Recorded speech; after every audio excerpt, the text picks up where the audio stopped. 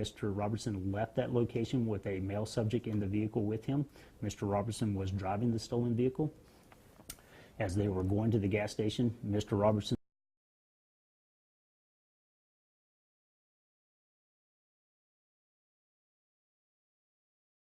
out of the gas station. He sees detectives approaching him and identifies them as detectives, even though they were dressed in undercover capacity. He begins to flee from them, pulling a pistol from his waistband as he's running. One detective deployed a taser trying to incapacitate him, but it failed. It did not hit him.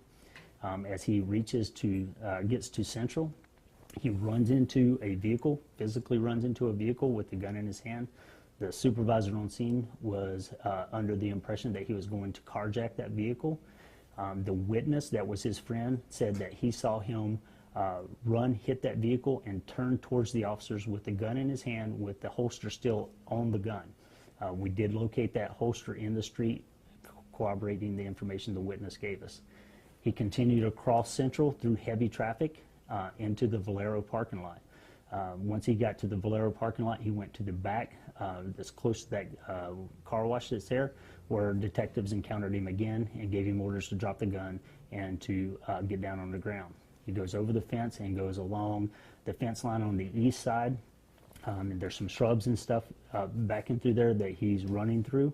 At this time, just previous to this time, the tactical officers who were north of this location hear that he's running and armed with a gun. They come into the area and they park just to the north of the subway located on Eubank. As they get out of their vehicle, all they know is he's running north towards their location and that he has a gun. They start clearing the area and then they see him running towards the field. They move over to a dumpster and start challenging him, and you'll hear on the video them telling him 3 times to drop the gun. He keeps going towards the fence. You hear the third and final time of drop the gun, and then 4 shots are fired. At this point, Mr. Robertson, I can't tell you exactly where he is at, but he ends up on the other side of the fence. The tactical officers lose sight of him, and they start trying to go around the building to find out where he went. At the same time, detectives are coming up Glorietta and see Mr. Robertson come out to the front side of that apartment complex, hit the ground, and the gun go flying about 5 feet from him. As they approach him, the officers kick the gun further away, give him challenges to show us your hands. He doesn't move. They go up, they handcuff him. They then start providing medical treatment to him. They do chest packs, seals on his chest, and they put a tourniquet on his arm. At this point, they also started rescue into the area.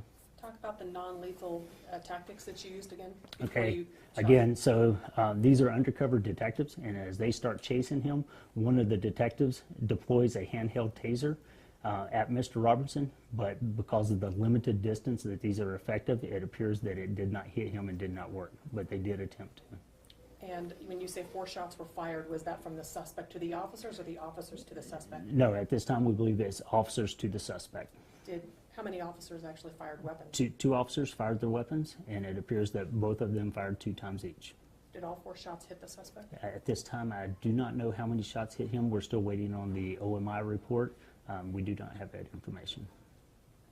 Did he drop right away to the suspect? No, apparently not, because the fence that's there is about an 8-foot fence. And so, and you can see on the one video where the officers are at when they fire. So at some point he's either, and I don't know because the officers are being interviewed, if he was on top of the fence or if he made it over the fence after the shots are fired. But once he would have cleared that fence, the tactical officers had no view of him at all. And that's why they're trying to run around to find out where he actually went to. So he was shot and continued to move after that? It's either that or he was on top of the fence. He was shot. But either way, where he was at, he ended up further away because the other officers coming up actually see him come up and fall. Your 2 officers, where are they in the department for the APD? What are their? Both of them are tactical officers. One of them has been with the tactical section for over 8 years. Can you tell me who each one is and which yes. You have Ramon Ornelas. He has been with the department since 2001. He's been with the tactical section for a little over 8 years. The other one is Anthony Sedler. He's been with the department since 1997, and he's been with the tactical section for a little over 6.5 years. This is not either one of them's first officer-involved shooting. Explain that, please. Okay, Officer Ornelas was involved in an officer-involved shooting in 2010, and Officer Settler was involved in an officer-involved shooting in 2010 and 2013. I do not know if those were fatal shootings.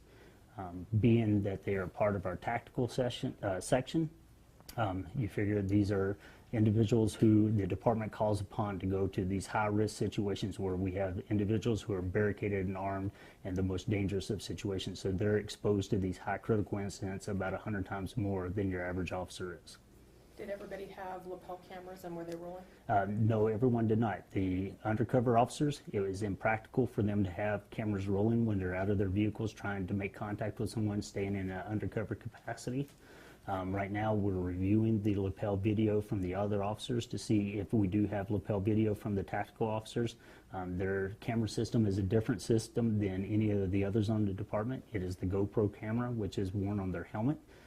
It is not user-friendly, and as the videos that we're going to show you, you'll see that they deployed quickly, so I'm not sure if we're going to have video from those tactical officers. What did you mean that it was impractical for the undercover guys to have cameras? What does that mean? If they're dressed trying to look as civilian as they can and not as a police officer, if you have a camera on you, it kind of gives you away that you're a cop when you're trying to make contact with an individual that you're trying to arrest. So when they were in the undercover capacity, at no time did they put a vest on when No. they were going to pursue him? No, at this point they did not, because they were trying to approach him because of his previous encounters where he runs instantly. They were trying to approach him as completely undercover as they could. Once he went to flee, they did identify themselves, but they didn't vest up or anything because at this point everything was on foot and they were running, as you'll see in the video. Did these officers suspect that this may go violent like this because they had shot at him before up in Rio Rancho Well, and knew that he might be violent, right? Right. What they were afraid of is what he might do. So what they were trying to do was they were attempting to try to take him off at a safe location so that it wouldn't go violent. So the original idea was that if they could get him to go inside of a house, then they could barricade him. We could use CNT and we could use those skills to try to get him to willingly come out. He never went in a house, and when he was near a house, there was always kids around, so they didn't feel safe with that. So they thought the safest alternative after that is if he's away from his vehicle and they were in between him and the vehicle, that would be the safest method to try to take him down. And so they didn't get close enough to him, as you'll see in the video, and he ended up fleeing before they could actually get close enough to him to apprehend him. Tell us about the videos. What are you giving us today? What we're going to give you today is a video from the Giant gas station. It is the video that faces out towards the gas pumps. You'll see Mr. Robertson pull into the Giant gas station in the stolen van that he was driving. He was driving a white van that was stolen. The passenger that I described that was held at gunpoint by him, you see him exit the vehicle and go inside the Giant. You'll see Mr. Robertson leave the gas pumps and go inside the Giant. As he comes out, you'll see detectives approach Mr. Robertson, and you'll see him instantly run, reach into his waistband, and you'll see him start to turn back towards the officers as he's running with it. And as he's doing it, the camera view's getting further away, and it makes it a little harder, so the bigger the screen, the better. So that's what you'll see on that video, and you'll see him go across the street. He goes through heavy traffic. Most of the detectives there do not follow him across through that heavy traffic because I'm surprised he didn't get hit by a car. And then he goes to the Valero. The second video you're going to see is from the subway. This video has audio. So on that video you'll see, or first you'll hear the tactical officers running code, lights and sirens on Eubank southbound, and pull in to there. You'll see them leave their vehicle and start clearing around them because they don't know where he's at. And then you'll start hearing one of the tactical officers yell at the individual twice, drop the gun, drop the gun. You'll see them change locations, and you'll hear another command of drop the gun, and then you'll hear the gunshots. At that point, you'll see the tactical officers start moving, trying to find their way to get around to the building to get to the other side of that fence. The third video you'll see is from the salon that is just north of the subway, and it faces south. And with that video, what you'll see is you'll see the tactical officers approach again. You'll see them come and go up to the dumpster. You'll see Mr. Robertson running through the field towards their location where they're at. As they start challenging him, he starts veering to the left a little bit, and then he goes out of view.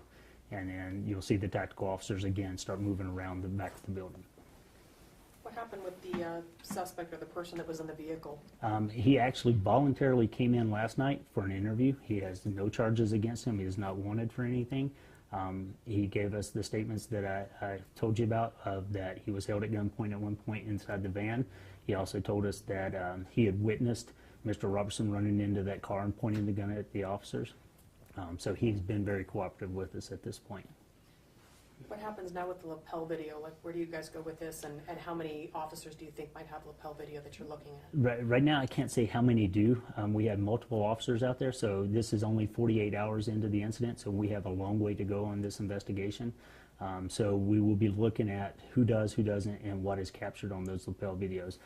Again, with one of the ones, the picture that we took a still off of that lapel where it shows where Mr. Robertson was at and where he was at and compared to the gun, that video is actually under analysis to see what else it captured that might have caught the actual shooting or where the locations were at. Do you suspect to release some of that lapel video?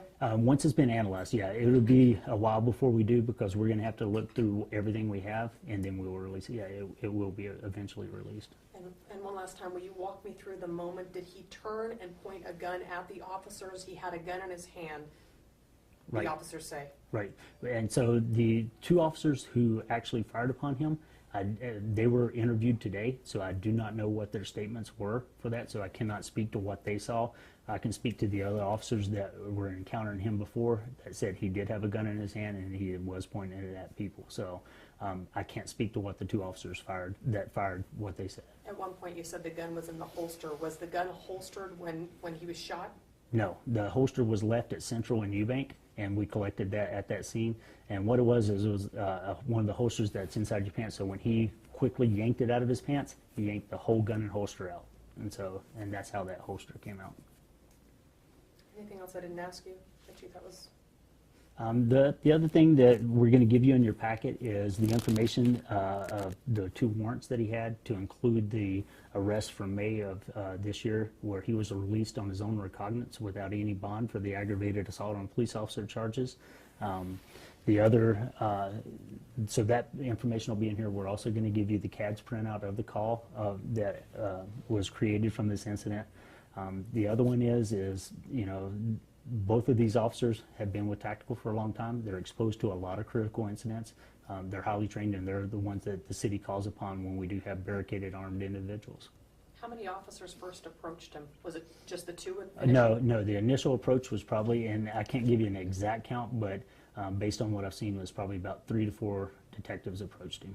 And there were significantly more in the area trying to conduct surveillance. The 4 detectives that approached him, were they all undercover? Yes. But he was aware that they were... You watch the video, you'll see it. I mean, as soon as they start walking up, he turns and starts running and pulling the gun. So he was aware. And residents may want to know, were there beanbags available? Were there other... No, and you'll see on this video, this unfolds so quickly that the taser, because the detectives were carrying it on them, were the only options available to them, because this whole incident unwinds in less than probably a minute and a half. I mean, you'll see it as you watch the videos, how quickly it unfolds. Do you think the undercover officers had enough backup there to help them at this critical incident when they knew this guy was armed and dangerous? Yes, there was enough officers there. The thing was, it unfolded so rapidly that it became fluid. And the problem with it becoming fluid is he runs across traffic that is going at Central and Eubank that's heavy. And so we have multiple locations where we had to get officers to. So there was plenty of officers in the area. The problem was that him running across traffic and being fluid going into the towards the neighborhood. Do you know, Mr. Roseman, how many officers there were at the time of the shooting there? No, I do not know. Anything else? He was challenged, what, 3 times? Yes, it appears that he was challenged 3 different locations. 3 different He dropped the locations. gun. Correct. When you say challenged, there were By officers telling him drop the gun, get down on the ground.